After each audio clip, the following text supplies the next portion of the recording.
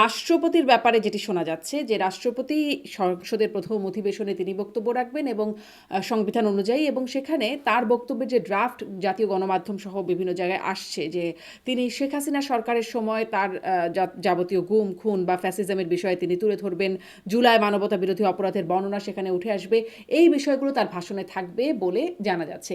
এটি আসলে আপনারা কিভাবে নিচ্ছেন, মানে যে শেখ হাসিনার সময় বস্তুত শেখ হাসিনার দ্বারাই নিয়োগকৃত রাষ্ট্রপতি তিনি এখন এই ধরনের কথা বলবেন বলে ড্রাফট হিসেবে আমরা জানতে পারছি, গণমাধ্যমে আসছে।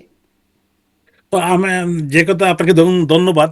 প্রথম কথাটা হলো রাষ্ট্রপতি 12ই মার্চ যে নতুন সংসদে বক্তব্য রাখবেন, এটা মিডিয়াতে আসছে, আমি দেখি নাই। প্রথম কথা হলো আমি দেখি নাই, আমার দৃষ্টিগোচর হয় নাই, কিন্তু হয়তো আপনি যে কথা বলছেন, তো এটা দেখার বিষয় যে উনি কি বলেন, উনি কি বক্তব্য দেন, তারপরে হয়তো এটা নিয়ে কমেন্ট করা যাবে। হুম।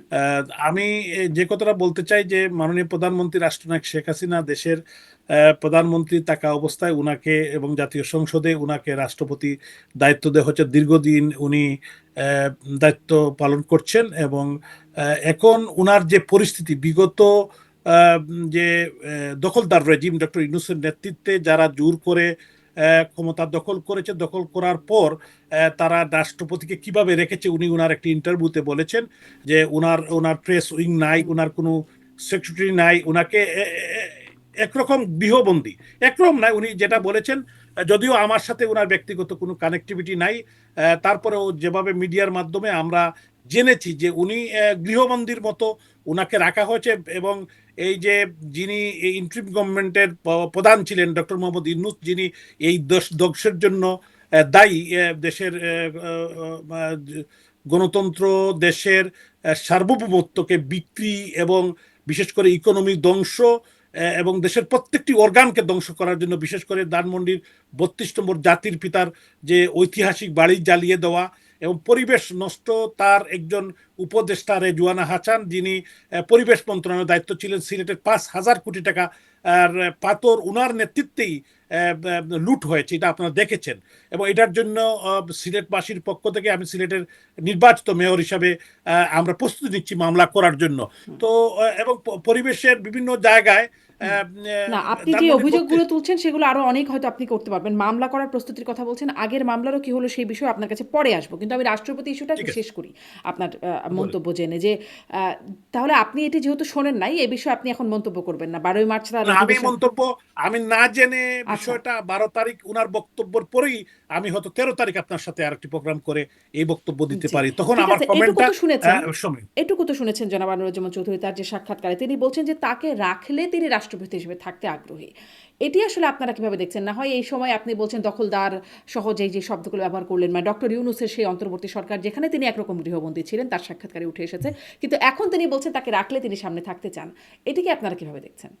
না, বিষয়টা এটা উনার উনি উনার তো টেনিয়র 5 বছর, হ্যাঁ। উনি উনার বোধহয় আরো 2 বছর আছে। তো বিষয়টা হলো যে উনি, এটা উনার একান্ত ব্যক্তিগত বিষয় যে উনি উনি উনি কি করবেন এটা তো উনার বিষয়, তো আমরা বলতে পারি না বা আমরা ডিকটেটও করতে পারি না।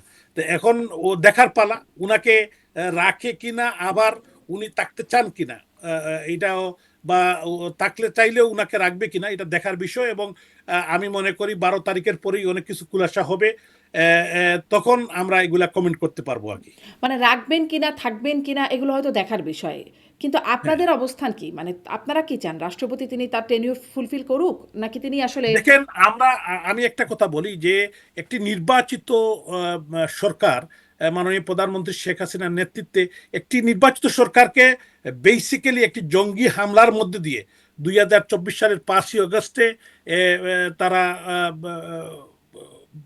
হটিয়েছিল।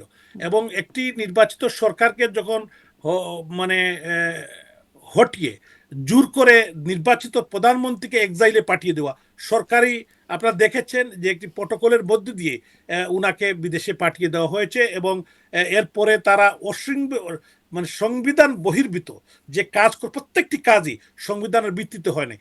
আগামী দিনে আমি মনে করি এটা রাষ্ট্রদ্রোহী মামলা হবে ডক্টর ইউনূস এই সংবিধান লঙ্ঘন এবং অবৈধভাবে ক্ষমতা দখলের জন্য। আপনি জানেন যে ক্ষমতা দখলের জন্য আহ, আহ, আহ, মানে যে জাজমেন্ট বা বিচার হবে, সেই বিচারটা হবে ক্যাপিটাল পানিশমেন্ট, যে জোর করে ক্ষমতা দখল। ডক্টর ইউনূস কিন্তু জোর করে ক্ষমতা দখল করার জন্য এবং একটি নির্বাচিত সরকারকে, নির্বাচিত প্রধানমন্ত্রীকে মানে জোর করে সরানোর জন্যই আগামী দিনে তার বিচার হবে বলে এটা দেশবাসী মনে করে, আমরাও মনে করি।